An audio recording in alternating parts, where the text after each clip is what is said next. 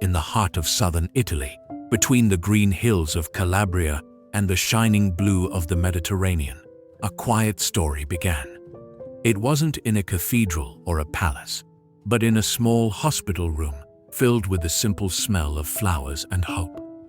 That was where Davide Fiorillo took his first breath. His parents, Salvatore and Elissa, lived humble lives.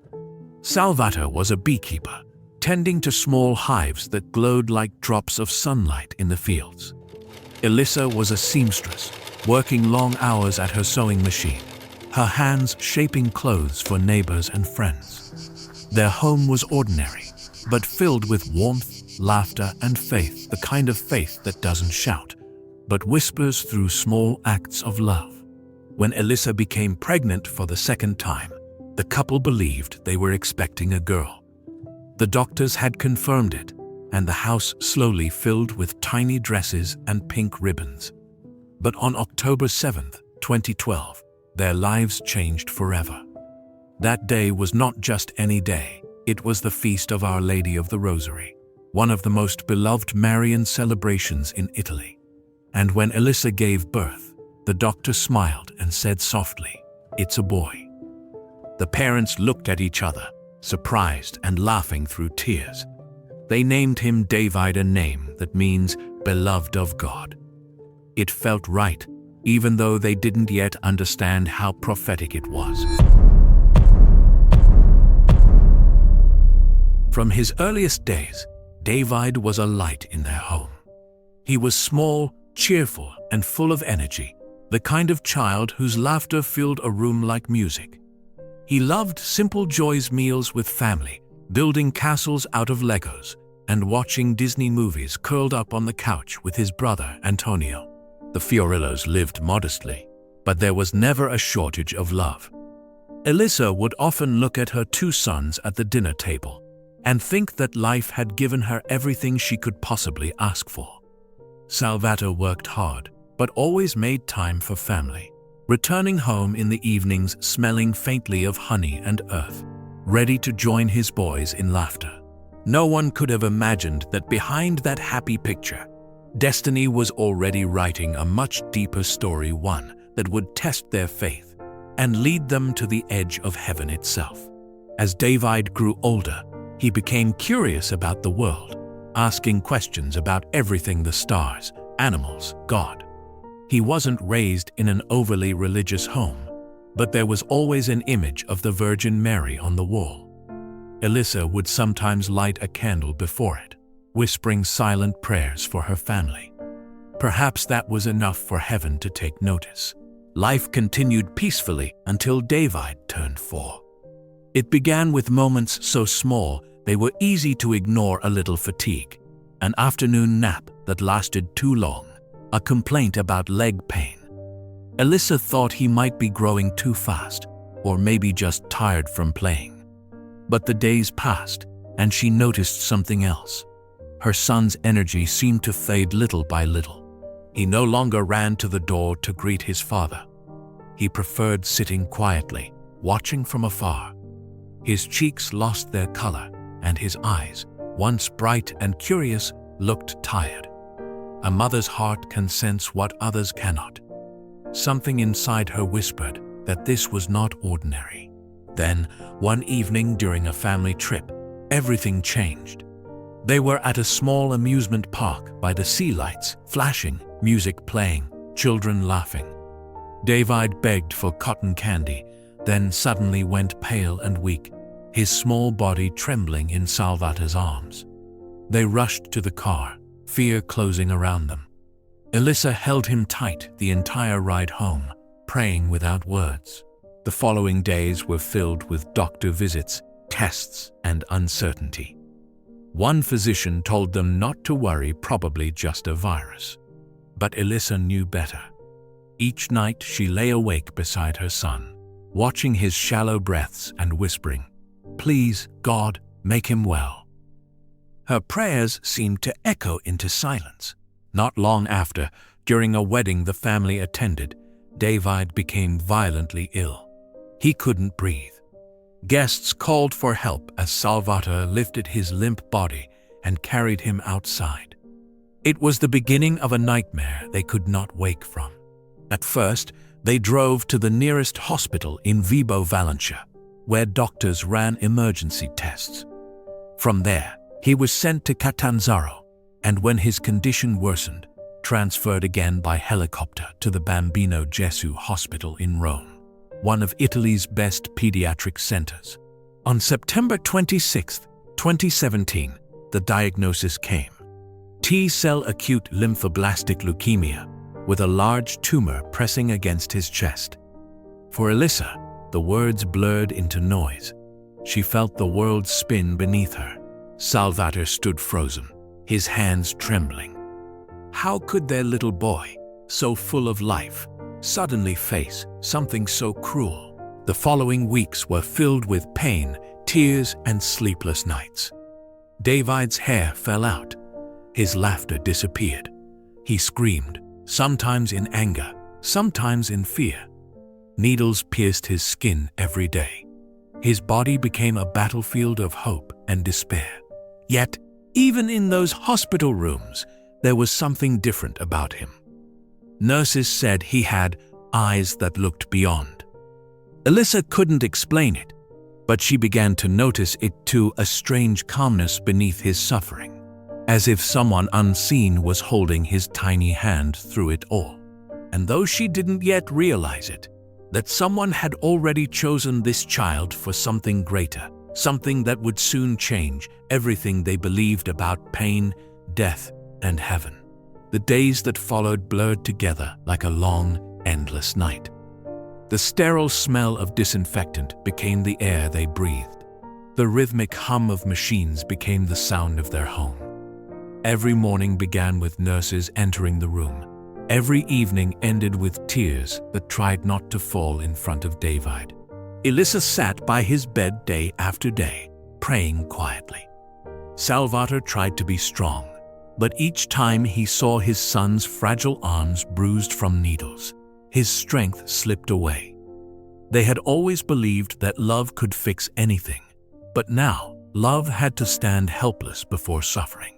The chemotherapy was harsh. It brought pain, nausea, and exhaustion. David, once playful and talkative, began to close himself off.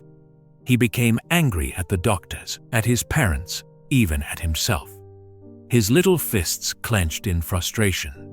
He would shout, kick, bite, and cry until his body trembled.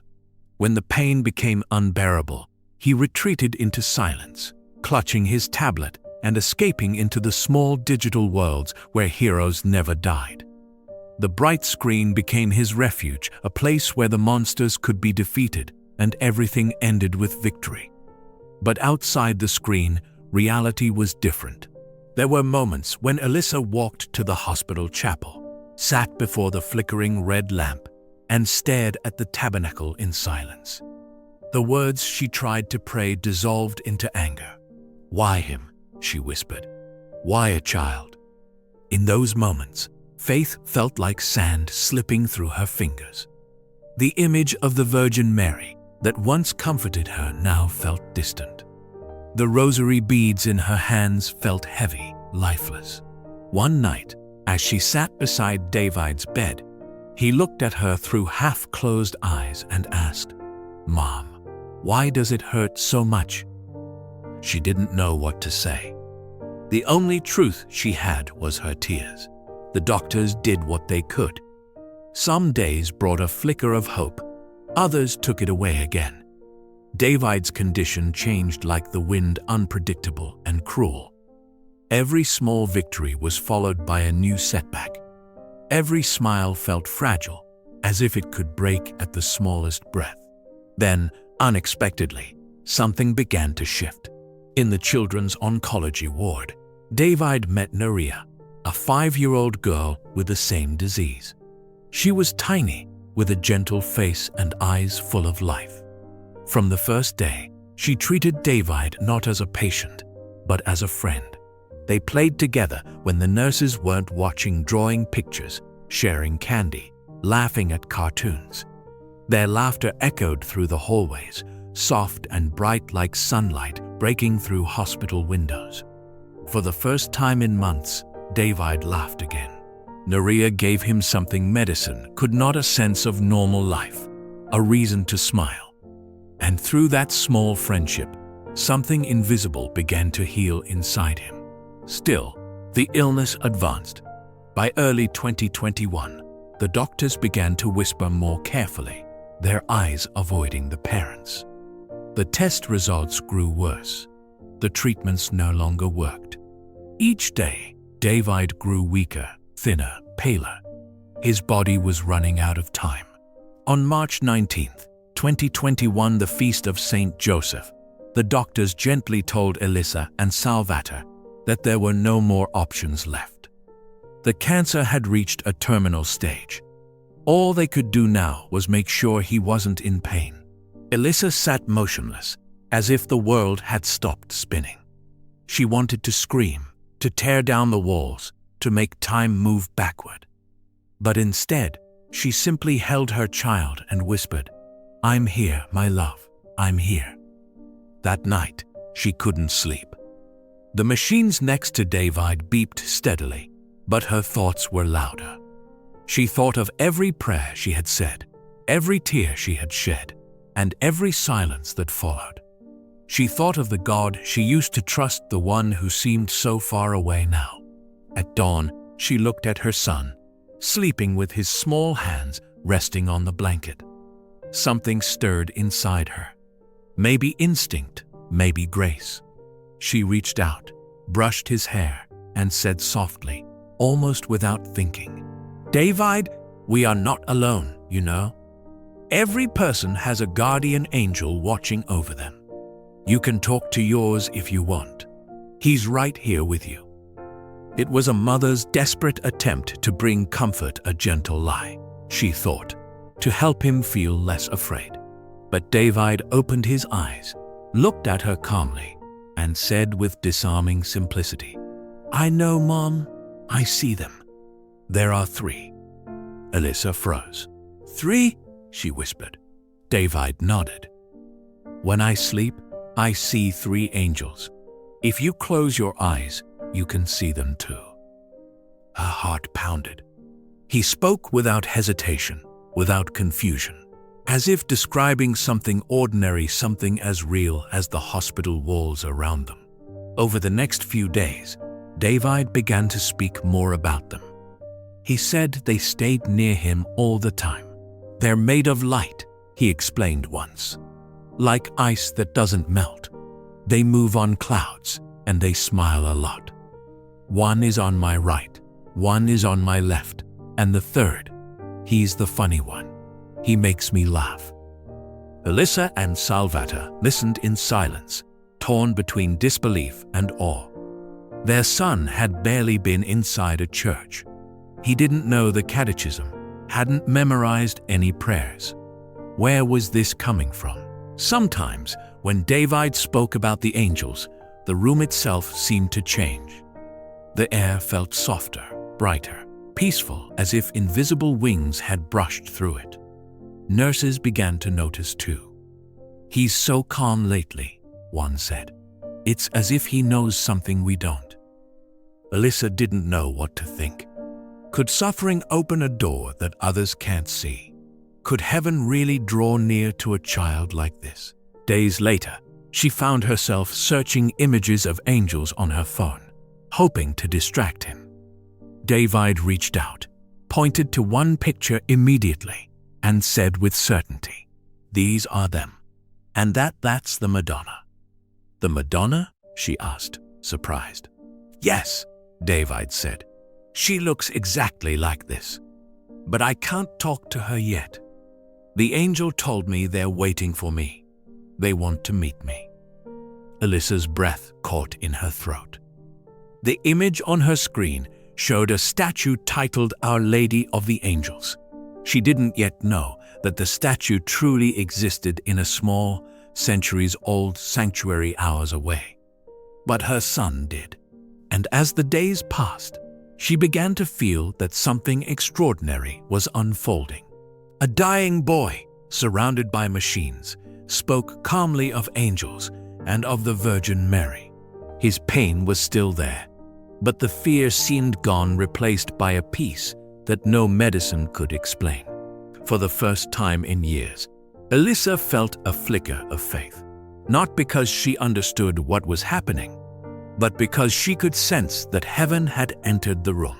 Elisa couldn't shake off the image her son had pointed to on her phone, that serene face surrounded by soft light, the title beneath it reading Santa Maria degli Angeli, Our Lady of the Angels. The next morning, she searched for it again. She discovered that it wasn't just a picture, but a real sanctuary hidden deep in the Apulian countryside, 5 hours away from their home in Calabria. A place she had never heard of, dedicated to the Virgin Mary surrounded by angels. The discovery felt like a sign, a thread connecting heaven and earth. She showed the picture to her husband. "It's real," she said, her voice trembling. "It actually exists." Salvatore looked at her, then at David lying weakly on the bed. His son's skin was pale as linen, yet his eyes were peaceful, as if reflecting some unseen light. "We should go," Elisa whispered. "She's calling him." They didn't know how they would manage such a journey. David was fragile. The doctors warned against moving him, but something in their hearts told them that they needed to go, that the same unseen hands guiding their son's words would guide their road as well. 2 days later, Salvatore lifted his son carefully into the back seat of their small car, surrounding him with blankets and pillows. They began the long drive toward Cassano del Merge, where the sanctuary of the Augustinians stood among olive trees and stone walls. The road wound through the countryside, each kilometer a silent prayer. Elisa held David's hand the entire way. He slept most of the journey, waking only to smile faintly, whispering, "She's waiting for me." When they finally reached the sanctuary, the sun was setting, casting golden rays through the church's old stained glass. Elisa carried her son inside, her heart pounding. The moment David entered, his face lit up with wonder. Before him stood the very statue he had described, Our Lady of the Angels, surrounded by sculpted cherubs, her arms open in welcome. The same image he had seen before ever knowing this place existed. He gasped softly. "It's her," he said. "She's here." Elisa's eyes filled with tears. Salvatore stood frozen, unable to speak. Every doubt, every question seemed to dissolve in that instant. A priest approached quietly. Elisa explained who they were and what had brought them. The priest, moved by their story, invited them to pray together before the statue. David's small voice joined theirs in the soft echo of the sanctuary. "Ave Maria, piena di grazia," he whispered, pronouncing each word slowly, reverently. When the prayer ended, the boy looked up at the priest and said, "The Madonna is happy. She's here with us. She's listening." No one in that room doubted him. The peace that settled over the sanctuary was tangible, thick, warm, almost luminous. David reached out and placed a small bouquet of yellow roses at Mary's feet. He smiled faintly. "She likes these," he said. From that day on, everything changed. Back home, the boy who had once been restless and angry seemed transformed. His mother could hardly recognize him, not because of illness, but because of peace. He no longer fought against his condition. He no longer asked why. Instead, he spoke gently, smiled often, and seemed to live in two worlds at once, one foot in the hospital bed, the other in heaven. He became the comforter instead of the one who needed comforting. When the nurses entered the room, he greeted them with calm eyes and a quiet smile. "Don't worry," he'd tell them. "You're not alone." Visitors often left his room with tears in their eyes, touched by a serenity they couldn't explain. Even the doctors, hardened by years of tragedy, felt something shift around him. as if the air itself was lighter. Elissa began to see small signs too. Once, when she sat by his bed late at night, she felt a gentle fragrance fill the room, the scent of roses, though no flowers were there. Davide stirred in his sleep and murmured, "The angels are here again." Another time, she saw her son gazing at an empty corner of the room, smiling softly. "Who are you looking at?" she asked. He pointed upward. "The funny angel," he said. "He's making faces at me so I won't cry." Salvatore, once a man of few words, found himself sitting in silence each evening, watching his son in awe. He no longer tried to explain anything. Logic seemed too small for what was happening. Elissa, on the other hand, began to pray again. Not out of fear, but gratitude. Her faith, which had crumbled under the weight of grief, was rebuilding itself not through miracles of healing, but through the quiet miracle of her child's peace. When she asked Davide what the angels said to him, he answered, "They tell me not to be afraid. They say Jesus loves me more than I can imagine. And they say the Madonna smiles when we pray." Elissa felt her heart tremble. "And what about me?" she asked gently. "Does she say anything about me?" Davide nodded. "She says you're brave, Mom.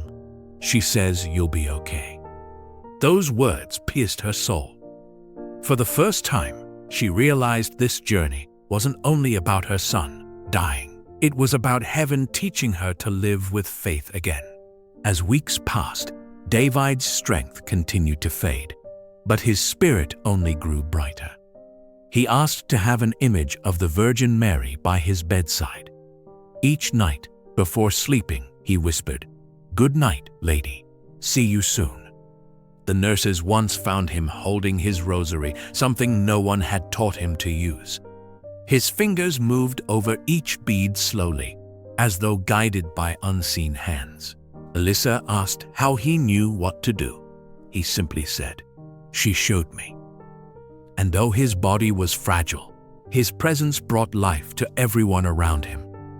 The other children seemed calmer when he was near. The ward, once filled with cries and fear, became a place of quiet reverence. The Virgin Mary had not healed his sickness, she had healed his heart. And through that heart, she began to heal others. Elissa often wondered if her son still belonged to this world, or if heaven was already calling him home. She would look at him in the soft glow of the hospital lamps, his pale face, his small hands resting peacefully, and think, maybe he's already halfway there. She was right, because soon that final journey would begin, and what awaited them would prove that faith does not end where life does. It only changes form. The days after Davide's visit to the sanctuary felt strangely still, as if the world had slowed to match his heartbeat. He no longer spoke much, yet everything about him seemed to communicate peace. The anger, the fear, the tears, they were gone. What remained was a quiet light that filled every corner of the hospital room. Doctors and nurses noticed it first. "There's something different about him," one whispered. Even machines seemed to hum more softly when Davide was near. His suffering continued, but it no longer owned him. He had found something or someone that had taken its place. When his mother asked how he managed to stay so calm, he smiled faintly and said, "Because the lady is with me. She promised she wouldn't leave." He never needed to explain who the lady was. Everyone already knew. Elissa spent her days sitting beside him, her rosary wrapped around her wrist. She no longer asked for a miracle of healing. She prayed instead for strength, for the courage to let go when heaven finally called. She had once believed that faith meant asking for God to change things. Now she understood that true faith was trusting him even when he didn't. Davide had stopped fearing death. He began to talk about heaven the way most children talked about birthdays. "They say there are gardens," he told her one evening. his eyes half closed. Big ones, full of light. The angels said, "I'll like it there." Elisa could only nod through her tears. "You will, my love," she whispered. "You were made for that light." The days grew warmer. June arrived with sunlight pouring through the hospital windows. Davide was too weak to walk, but his spirit seemed stronger than ever. He asked the nurses to open the blinds wide each morning. "I like when the light comes in," he said. "It feels like they're visiting." Then one morning, he made a request that surprised everyone. "I want to go to church," he said softly. "I want to be with Jesus." It was the feast of Corpus Domini, the celebration of the body of Christ. The priest agreed to let the family bring Davide to the parish of St. Michael, the Archangel, the same church where he had been baptized years earlier. Salvator carried him gently in his arms, his small body wrapped in a white blanket. The family followed in silence, each step heavy with both sorrow and grace. Inside the church, the Blessed Sacrament glowed on the altar, exposed in a golden monstrance. Davide's eyes widened. "He's here," he whispered. "Jesus is here." His father set him down near the front pew. Davide stretched out his trembling hands toward the Eucharist, his voice barely above a breath. "Come closer," he told his family. "Everyone, come close to him." So they did. His parents, brother, aunts, cousins all knelt beside him, their tears falling onto the cold marble floor. The silence was profound. Even the candles seemed to burn more brightly. For a long time, no one spoke. In that sacred stillness, Elisa felt it the same peace her son had spoken of. The same presence he had described again and again.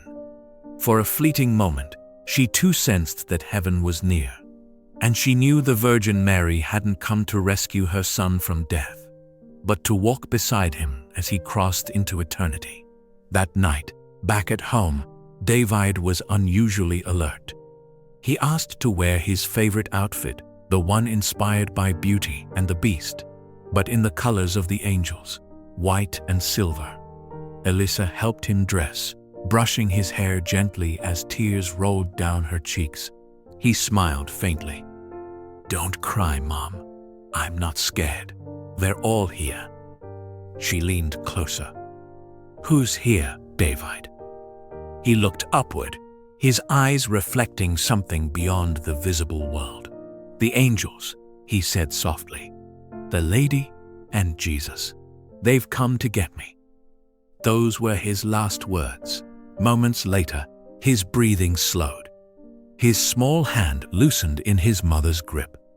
The room filled with a calm that felt wholly not the silence of absence, but of arrival. Davide Fiorillo passed away on June 22, 2021, the feast of the Eucharist, surrounded by the family he loved and the heaven he had already seen. The news spread quickly through the hospital. Nurses wept. Doctors who had long stopped believing in miracles found themselves standing in silence before his empty bed. "That child was different," one said quietly. "He made us believe there's something beyond all this." At his funeral, the church overflowed. People who had never met him came to pray, drawn by a sense that his story was more than tragedy, that it was testimony. The parish bells rang as his small white coffin was carried down the aisle, covered in yellow roses, the same flowers he had once left at the feet of Our Lady of the Angels. The priest's voice trembled as he spoke. "Through Davide, heaven reminded us that faith can bloom even in the darkest soil." For his parents, grief was heavy but not hopeless. They had watched their child suffer, but they had also watched him be transformed from a frightened little boy into a soul filled with divine peace. Elisa often said, "He taught us how to believe again. I thought I had lost God, but God came back to me through my son." And in time, small signs continued to appear. Once, weeks after his passing, the family returned to the sanctuary at Cassano del Merge. As they entered the church, a familiar fragrance filled the air, the scent of roses, sweet and unmistakable. Alyssa looked toward the statue of Mary and whispered, "He's home now." The candles flickered, and for a brief moment, the golden light around the Virgin seemed to shimmer. Today, Davide's story lives on quietly, not through fame or headlines, but through hearts touched by his faith. His name means beloved of God, and everything about his life proved that meaning true. He was born on the Feast of the Rosary, the day dedicated to Mary. He died on the Feast of Corpus Christi, the day of the Eucharist. Between those two sacred moments stretched a short life that became a bridge between heaven and earth.